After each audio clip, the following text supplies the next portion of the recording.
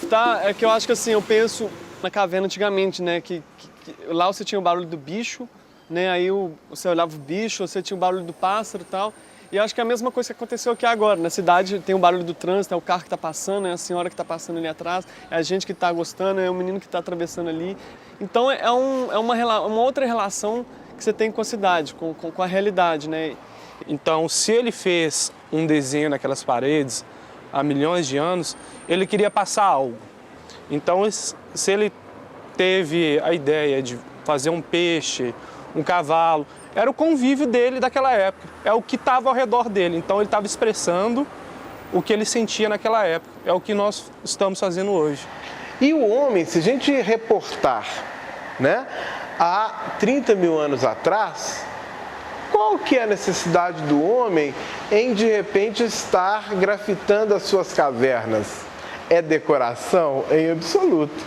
São ritos de expressão, que é claro que nós podemos sistematizá-los em várias categorias, religiosa, né, social, mas sobretudo é uma necessidade do ser humano em expressar, o que vai ser fundamental para que o ser humano organize a sua escrita.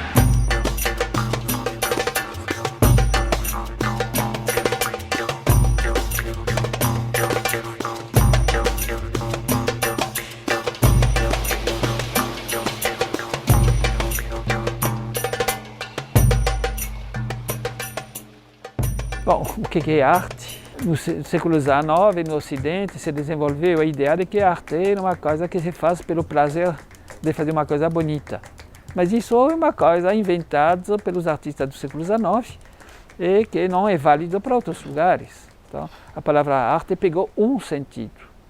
No passado pode ter tido esse sentido em alguns grupos, em alguns momentos, mas com certeza não foi generalizado, como não é hoje. Arte rupestre tem um nome, arte rupestre, enfim, mas é um nome genérico a todos os grafismos realizados no suporte rochoso, por isso chama rupestre, de rupes, rocha, né? Que podem ser feitos por várias técnicas. Pode ser feito por pintura, pode ser feito por raspagem e pode ser feito por apicoados, por batidas, que são chamados de gravuras. Então nós temos no mundo, no planeta, vários tipos de grafismos e que podem ser feitos basicamente por essas técnicas e que elas podem se misturar.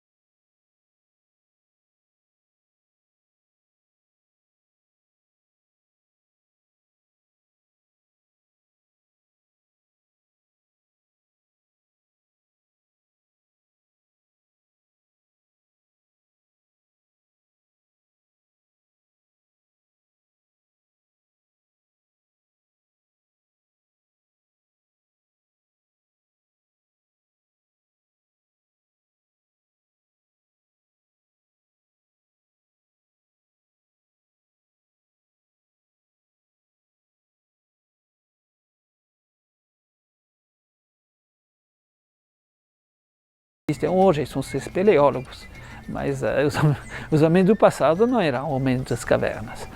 Apenas eles aproveitavam os abrigos, que são microambientes muito secos, eventualmente para guardar alimentos, por exemplo, ou para fazer certos rituais. Aproveitavam os paredões para fazer as pinturas rupestres, que são ligadas a crenças e a rituais.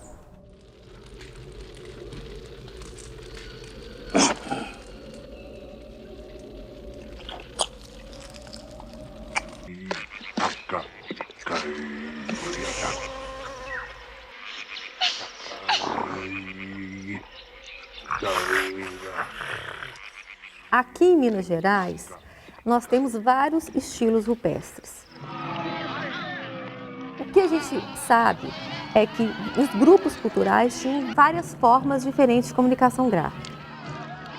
São conjuntos gráficos que expressam sensibilidade, crenças, hábitos mentais diferentes.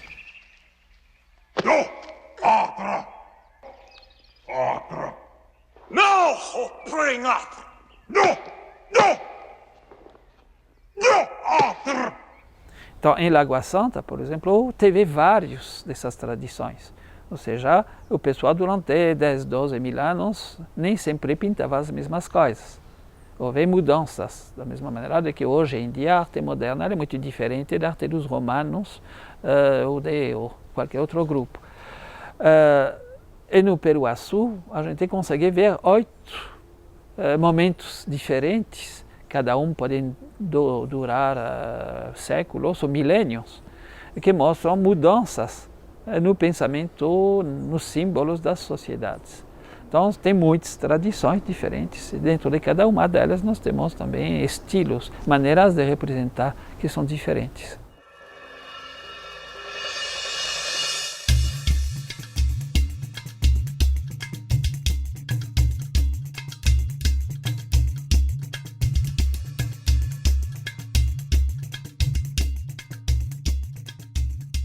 Nós temos aqui no Centro Mineiro uma unidade estilística predominante nas cavernas, que a gente observa nas paredes.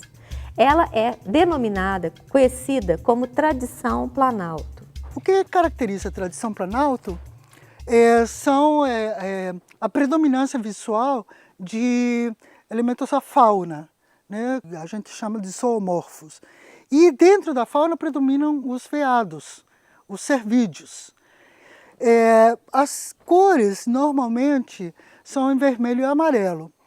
Raramente as cores ocorrem em branco e preto. Aqui no Sumidouro nós temos pinturas em branco, que são pinturas raras, né, em branco, dentro do que é a tradição Planalto.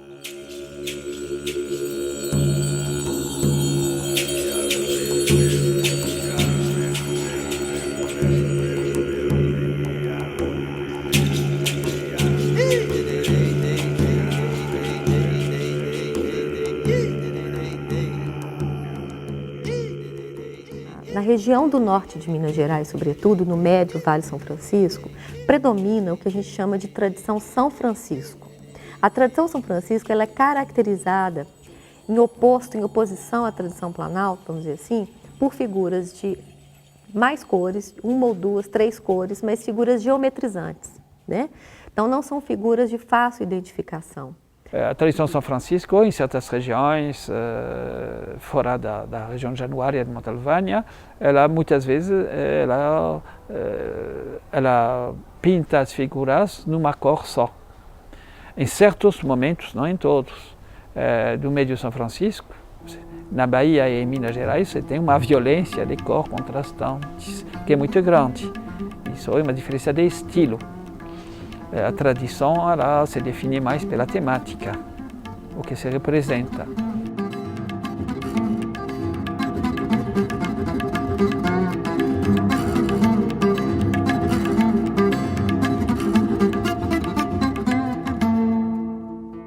Estamos aqui na Gruta Rei do Mato, no município de Sete Lagoas, que é, do ponto de vista arqueológico, um local de importante referência.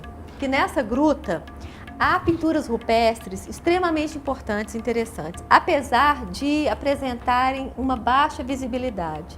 Elas não são tão visíveis como, por exemplo, de outras cavernas, como no Vale do Peruaçu, mas, no entanto, elas contêm conjuntos extremamente importantes para a compreensão do processo de ocupação, né, dos povos do período pré-colonial.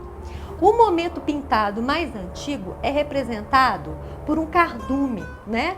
Por um conjunto de peixes vermelhos e acima desse conjunto foram pintadas figurações antropomorfas, ou melhor, formas humanas, de homem e mulheres. E tem um outro último nível mais recente pintado, que são essas figuras amarelas, que vocês podem observar, né? Que possivelmente é a representação de mandiocas, que já seria então um momento mais recente de grupos já horticultores, que ocuparam então os últimos milênios essa região. E, eventualmente nós temos na mesma parede momentos diferentes de pintura, que pode ser de uma mesma tradição ou de diversas tradições. Cada povo, vamos dizer, teve uma maneira diferente de fazer. Ou às vezes o mesmo povo, uma que mudou de perspectiva ideológica. E essas pinturas, elas são feitas basicamente, originalmente, de pigmentos minerais. Então, no caso das figuras vermelhas, são pigmentos oriundos do minério de ferro, né? A guetita, né? Então, o amarelo é a mesma coisa, minério de ferro. Já o preto é o manganês ou então o próprio carvão. Então, a gente encontra uma variedade muito grande de cores e de tons que também podem variar dependendo da mistura, né? Com óleos, com água, enfim, né? A quantidade de tinta, que faz que um vermelho fique mais forte em relação a outro, um amarelo mais forte em relação a um amarelo mais claro. Então, o que observa é que muitos grupos pré-coloniais, eles tinham muito cuidado na preparação desse material antes da sua aplicação. Então, a beleza ela é independente da finalidade do objeto. No que chamamos de arte pré-histórica, porque nós não sabemos de que se trata, né? A coisa é a mesma. E através da arte rupestre, o arqueólogo conhece muito do período pré-colonial. As pinturas estão ali. O que a gente precisa é copiá-las, né? Fotografá-las, desenhar, observar, enfim, registrar sem alterá-las. Mas em laboratório, a gente pesquisar, observar o espaço, o ambiente, e através desse estudo, nós conseguimos chegar em várias observações sobre o comportamento dos povos no período pré-colonial. E isso é muito importante.